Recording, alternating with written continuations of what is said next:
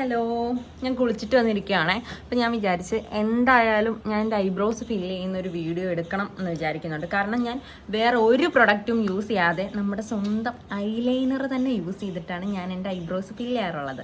അപ്പം അത് നിങ്ങളെ ഒന്ന് കാണിക്കണമെന്ന് ഞാൻ വിചാരിച്ചു. അപ്പോൾ പിന്നെ വിചാരിച്ചെങ്കിൽ പിന്നെ ഇപ്പം എന്തായാലും ഞാൻ ഫില്ല് ചെയ്യാൻ പോവാണ്. അപ്പം നമുക്ക് ഇപ്പം തന്നെ അതെങ്ങനെയാണെന്നൊന്ന് കണ്ടാലോ. ഞാനിവിടെ യൂസ് ചെയ്യുന്നത് ഒരു പഴയ ഐലൈനറാണ് കേട്ടോ. പഴയ ഐലൈനർ തന്നെ വേണമെന്നൊന്നുമില്ല. എനിക്കിപ്പം ഞാൻ പുതിയത് മേടിച്ചപ്പോൾ ഇതെങ്കിൽ പിന്നെ ഐബ്രോസ് ഫില്ല് ചെയ്യാൻ എടുക്കാമെന്ന് വിചാരിച്ച് ഒരു കാര്യം ഞാൻ പുതിയ ഐലൈനർ കൊണ്ട് കാണിക്കാവേ. ഇതെൻ്റെ പുതിയ ഐലൈനറാണ്.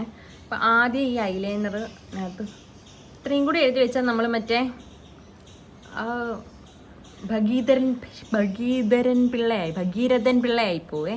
അതുകൊണ്ട് ഞാനിപ്പോൾ ഇത് നന്നായിട്ട് തൂത്ത് കളഞ്ഞിട്ട് ശരിക്കും ഞാൻ ചെയ്യാറുള്ളതെന്ന് വെച്ച് കഴിഞ്ഞാൽ എൻ്റെ ഈ കണ്ടോ കണ്ണാടിയുടെ പുറവശം അവിടെയാണ് ഞാനിതൊക്കെ ഇങ്ങനെ ക്ലിയർ ചെയ്യാറുള്ളത്. മൊത്തം ഇതിൽ നിന്ന് ശരിക്കും പറഞ്ഞാൽ തൂക്കുമ്പോൾ ഒന്നും ഈ കണ്ണാടിയിലൊന്നും വരാത്ത രീതിയിൽ ഞാനങ്ങ് തൂക്കുവേ. പക്ഷേ ഇതേ കാണും കേട്ടോ. അപ്പം ഞാൻ എന്നിട്ട് ഈ ഐബ്രോസ് എടുത്ത് വെച്ചേക്കുന്നതിൻ്റെ എൻ്റെ ഷേപ്പിൻ്റെ ഇതുവഴിയാണ് ഇങ്ങനെ എഴുതി കൊടുക്കും. മുകളിൽ എഴുതും.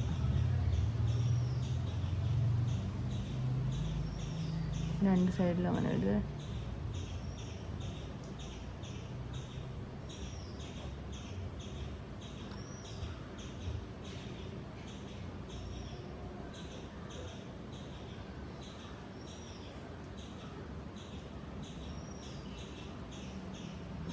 എന്നിട്ട് നന്നായിട്ട് കൈയും കൊണ്ട് ഇങ്ങനെ ബാക്കിയുള്ളതെല്ലാം എക്സ്ട്രാ വന്നിട്ടുള്ളതെല്ലാം ഇങ്ങനെ തുടച്ച് മാറ്റി.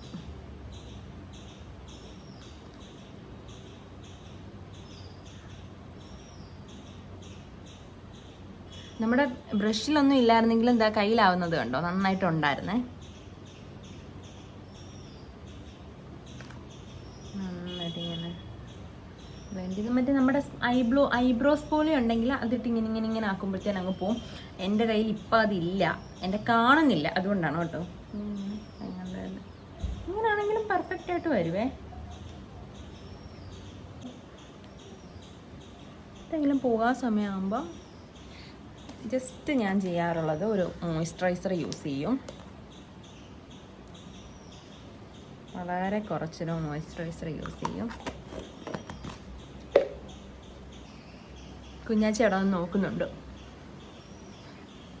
ഇതിട്ട് ഞാൻ ഫൗണ്ടേഷൻ എപ്പോഴും യൂസ് ചെയ്യാത്ത ആളാണ്. പിന്നെ എന്തെങ്കിലും ഒന്ന് തോന്നുവാണെന്നുണ്ടെങ്കിൽ ഞാനൊരു BB ക്രീമാണ് യൂസ് ചെയ്യുന്നത്. പോൺസിൻ്റെ BB ക്രീമാണ് യൂസ് ചെയ്യുന്നത്. അതൊന്ന് ഇത്രയാണ് കേട്ടോ ഞാൻ എടുക്കുന്നത്. എന്നിട്ട് അതിങ്ങനെ കയ്യിലിങ്ങനെ രണ്ട് കയ്യിലും നന്നായിട്ട് ആക്കിയിട്ട് എന്നിട്ട് നന്നായിട്ട് ബ്ലെൻഡ് ചെയ്യുക. ശരിക്കും പറഞ്ഞാൽ ഇത്ര ഒന്നും ഇടുന്നത് കൊണ്ട് എൻ്റെ ഈ പാടൊന്നും മായത്തില്ല. എങ്കിലും എനിക്കൊരു കോൺഫിഡൻസ് അത്ര ഉള്ള.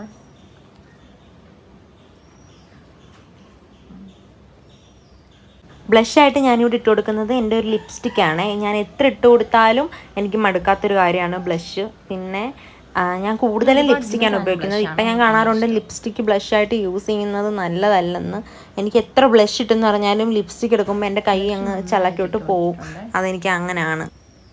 ഇനി ഞാൻ യൂസ് ചെയ്യുന്ന എൻ്റെത് ഓയിലി സ്കിന്നാണ് കേട്ടോ. ഞാൻ എൻ്റെ ഓയിലി സ്കിൻ ആയതുകൊണ്ട് ഞാൻ സ്ഥിരമായിട്ട് ഇപ്പം യൂസ് ചെയ്യുന്ന ഒരു സാധനമാണ്. പണ്ടൊന്നും ഞാൻ ഉപയോഗിക്കത്തേ ഇല്ലായിരുന്നു. ഞാൻ നന്നായിട്ട് എത്ര നന്നായിട്ട് ഒരുങ്ങിയെന്ന് പറഞ്ഞാൽ ഒരു 1-2 മണിക്കൂറൊക്കെ നല്ല പെർഫെക്റ്റ് ആയിട്ടിരിക്കും കേട്ടോ. അത് കഴിഞ്ഞിട്ട് നോക്കുമ്പോൾ എൻ്റെ മുഖം ഇങ്ങനെ എണ്ണ ഒഴുകുന്നത് കൂട്ട് തോന്നും. ഈ മേക്കപ്പ് എല്ലാം കൂടി ഈ എണ്ണക്കകത്ത് എനിക്ക് അറിഞ്ഞൂടാ എങ്ങനെ അത് പറയണമെന്ന്. ഭയങ്കരമായിട്ട് ഇങ്ങനെ ഇവിടെ ഇത്രയും ഭാഗത്തു ഇവിടെ ഇത്രയും കൂടുതൽ വരുന്ന ഇവിടെ ഇങ്ങനെയൊക്കെയാണ്. അതാണ് ഇപ്പം തന്നെ നോക്കുവാണെങ്കിൽ എണ്ണയാണ് മുഖത്ത് കേട്ടോ. എനിക്ക് അറിഞ്ഞൂടാ എന്തുകൊണ്ടാണ് ഇങ്ങനെ. ഭയങ്കര ഓയിലി സ്കിന്നാണ് എൻ്റെത്. അപ്പം എനിക്ക് സ്ഥിരമായിട്ട് ഞാനിപ്പോൾ ഉപയോഗിക്കുന്ന ഒരു സാധനമാണ്. എനിക്ക് നല്ല റിസൾട്ട് ഉണ്ട് കേട്ടോ. ഉപയോഗിച്ച് എന്തായാലും ഒരു 1-2 മണിക്കൂറത്തേന് എണ്ണ കാണത്തില്ല. ഇതാണ് സാധനം. എനിക്ക് ടാൽക്കം പൗഡർ യൂസ് ചെയ്യുന്നതിനെക്കാട്ടിലും എഫക്റ്റീവായിട്ട് തോന്നുന്ന ഒരു സാധനമാണ് കേട്ടോ. പോൺസിൻ്റെ നാച്ചുറൽ ഗ്ലോ ഫേസ് പൗഡറാണ്. മെയിനായിട്ട് എന്താ ഈ ഏരിയയിലൊക്കെയാണ് ഇടുന്നത്.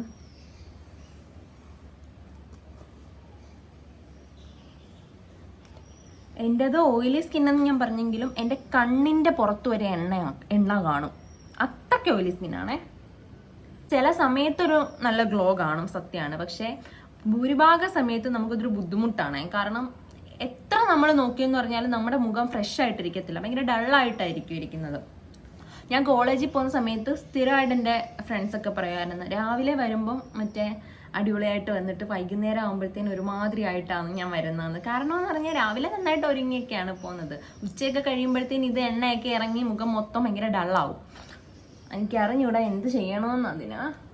എനിക്ക് സത്യമായിട്ട് പറയണമെങ്കിൽ എനിക്ക് എൻ്റെ സ്കിൻ ഇഷ്ടമാണ്. പിന്നെ ഇങ്ങനെ എന്തെങ്കിലുമൊക്കെ പ്രശ്നങ്ങൾ എല്ലാവർക്കും കാണുമല്ലോ.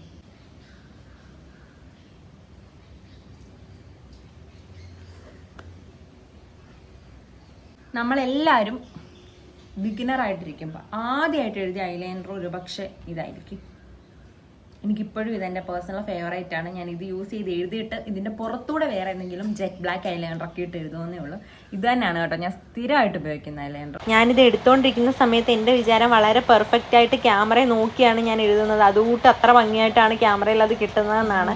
അതൊക്കെ എടുത്ത് എഡിറ്റ് ചെയ്യാൻ എടുത്തപ്പോഴാണ് എനിക്ക് മനസ്സിലാവുന്നത് കേട്ടോ, ക്യാമറയിൽ ഒന്നും കിട്ടിയിട്ടില്ല. ഞാൻ കണ്ണാടി നോക്കി എഴുതി, അത് ക്യാമറ അവിടെ വെറുതെ ഇരിക്കുമായിരുന്നു എന്നുള്ളതേ.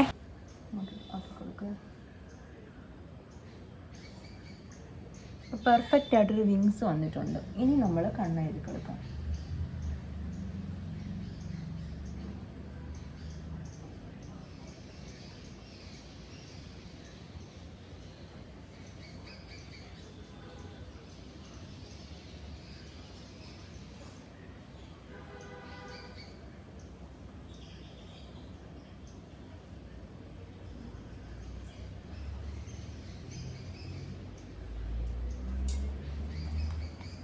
എൻ്റെത് ഹൂഡഡ് ഐസാണ് കേട്ടോ, കുഴിഞ്ഞ കണ്ണാണ്. അപ്പോൾ നമ്മൾ എത്ര ഇങ്ങനെയൊക്കെ എഴുതിയെന്ന് പറഞ്ഞാലും അതിനത്ര ഭംഗി കാണത്തില്ല. ഇനി ഞാൻ ചെയ്യാൻ പോകുന്നത് ഒരു കാര്യമാണ്, അപ്പോൾ ഇതിൽ നോക്കി തന്നെ ചെയ്യാം. ഇങ്ങനെ കണ്ണിങ്ങനെ പൊക്കിയിട്ട് കണ്ണിൻ്റെ വാട്ടർ ലൈനകത്ത് ഇങ്ങനെ എഴുതി കൊടുക്കുക. ഇങ്ങനെ കണ്ണിൻ്റെ മുകളിൽ വാട്ടർ ലൈനിൽ എഴുതുമ്പം എനിക്ക് കണ്ണൊന്നും കൂടി ഒന്ന് ബ്രൈറ്റ് ആയതുകൊണ്ട് എനിക്ക് തന്നെ ഫീൽ ചെയ്യാറുണ്ട്. ഞാൻ സ്ഥിരമായിട്ട് ഇങ്ങനെ എഴുതാറുണ്ട്. ഐലൈനർ ഒന്നും പുറത്ത് എഴുതിയിട്ടില്ലെങ്കിലും ഞാൻ ജസ്റ്റ് വാട്ടർ ലൈൻ അകത്ത് എഴുതാറുണ്ട്. അപ്പോൾ കണ്ണ് എഴുതിയൊരു ലുക്കും വരത്തില്ല, എന്നാൽ കണ്ണിനൊരു ഒരു മങ്ങി ഒരു ഉറക്കം തൂങ്ങിയിരിക്കുന്ന കണ്ണിൻ്റെ ആ ഒരു ലുക്കങ്ങ് മാറുവേ. പിന്നെ ഒരു കോട്ട് മസ്കാരയും കൂടി ഇട്ട് കൊടുക്കും. ഒന്നല്ല, ഒരു 2-3 കോട്ട് മസ്കാര ഇട്ട് കൊടുക്കും. എൻ്റെ കയ്യിലിരിക്കുന്ന മസ്കാര നമ്മൾ ഒരു കോട്ട് ഇട്ടാൽ തന്നെ ഭയങ്കര ലാഷസ് ഭയങ്കര വലുതായിട്ട് തോന്നുന്ന മസ്കാരയാണ് കേട്ടോ. അത് നോർമലായിട്ട് എല്ലാ ദിവസവും യൂസ് ചെയ്യാൻ അത്രയ്ക്ക് അടിപൊളിയല്ല. കാരണം നമ്മൾ കളയണമെങ്കിൽ തന്നെ ഒരുപാട് ഇങ്ങനെ പ്രഷർ കൊടുക്കേണ്ടി വരാറുണ്ട്. ഞാൻ അതുകൊണ്ട് അധികം മസ്കാര യൂസ് ചെയ്യാറില്ല കേട്ടോ. ലാസ്റ്റായിട്ട് ഒന്നും കൂടി ആ പോൺസിൻ്റെ പൗഡർ ഇട്ടൊന്ന് സെറ്റ് ചെയ്യുവാണേ.